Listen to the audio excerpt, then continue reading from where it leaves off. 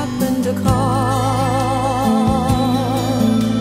And here I sit, head on a telephone, hearing a voice I'd known a couple of light years ago, heading straight for a fall.